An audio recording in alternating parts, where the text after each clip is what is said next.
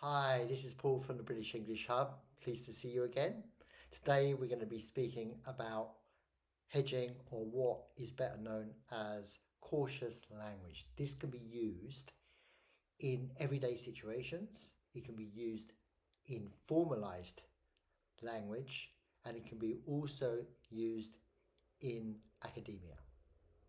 Okay, so this language serves to reduce the possibility or probability of something being absolutely certain.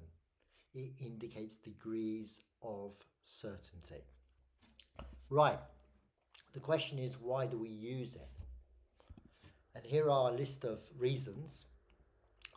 It avoids coming across as presumptuous, arrogant, or being a bit of a show off, a little bit of a know-all. It softens the claim we're making when we aren't showing evidence to support it. So, sometimes we can be seen as a little bit kind of opinionated. So this softens that sort of degree of being a little bit dogmatic about what you believe in. It also avoids absolute statements that show we are talking about taking something for granted or writing about something for granted without evidence, I must add. It opens something to further questioning or debate. Now, this is the most important thing. We get into the nitty gritty of the language now.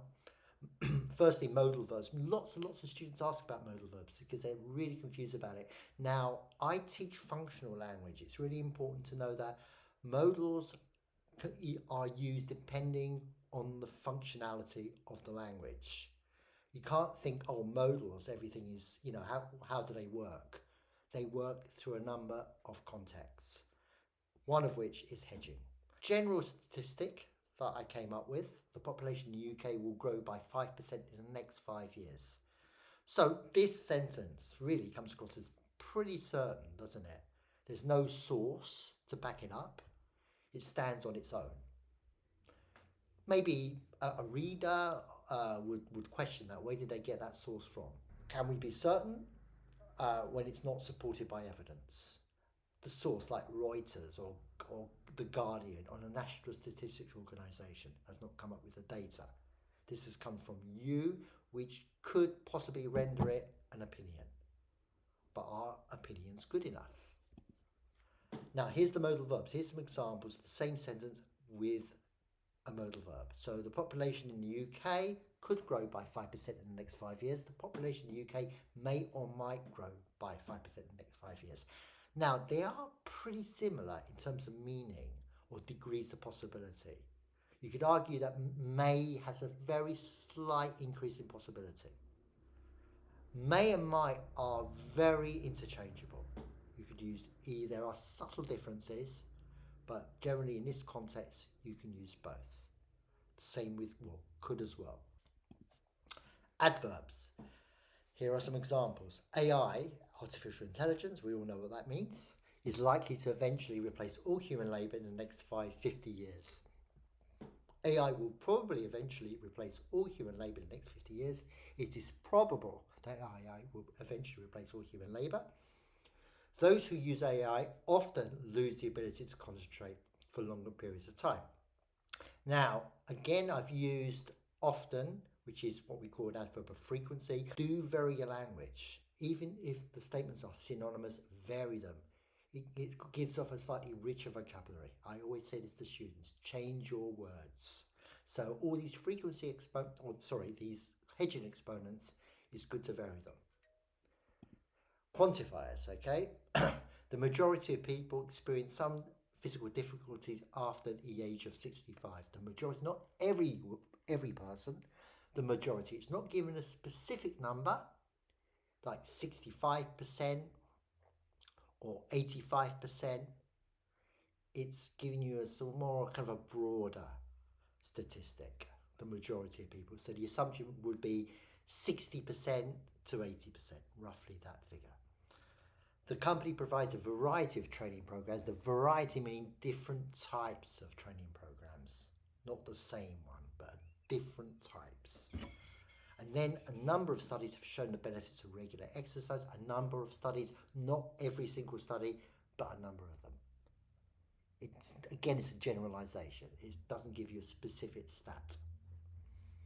Okay, introductory phrases. It appears that many people enjoy taking a holiday in either July or August. I don't, but the majority, it appears that many people do. It seems to be the case that an increasing amount of people end up taking their holiday outside of school term time, which makes sense as the airline prices are considerably cheaper then. Take it in September, take it in October, you get very, very decent prices around that time. It can be argued that people lose concentration easily after spending too much time in front of a screen. It can be argued. Again, we're not certain for all of these three exponents here. It suggests that we are not really certain. Adverbs of manner. Now, one thing I want to say to you is that a lot of people say I think or I believe. That is fine in an everyday conversation. Absolutely fine. I think the internet is one of the most important inventions of the 20th century. There is nothing wrong with that. But I'm talking more formalized language or academic language here. So maybe university students should take note of this. Rather than saying I think, arguably, much better word, don't you think? The internet is one of the most important inventions of the 20th century.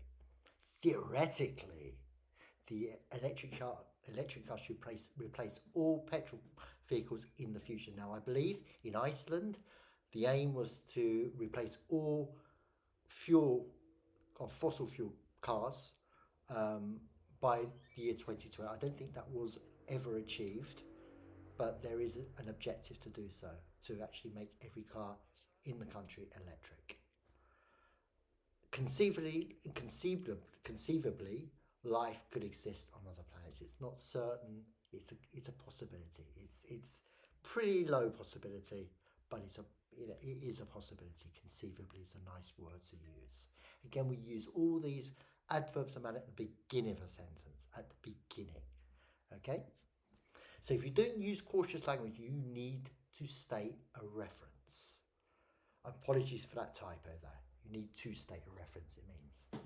Okay, so let me give you some examples. According to, as reported by, as mentioned in, as noted by. I'm going to give you some concrete examples of this. Now, note that this means that you don't need the cautious language because you've already stated the source.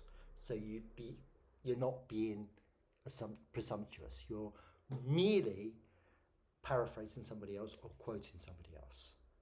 So this is good. This is fine. You don't need the cautious language for this.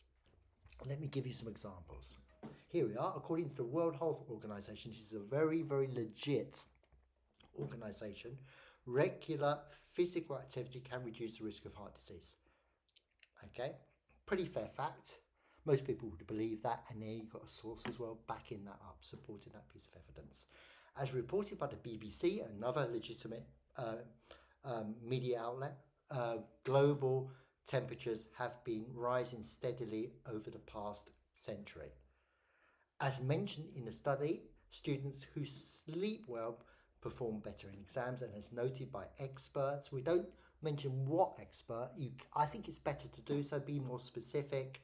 A balanced diet is key to maintaining good health. Again, this is really good to take on board if you're studying for IELTS, if you're studying EAP, English for academic purposes. This is really, really good practice.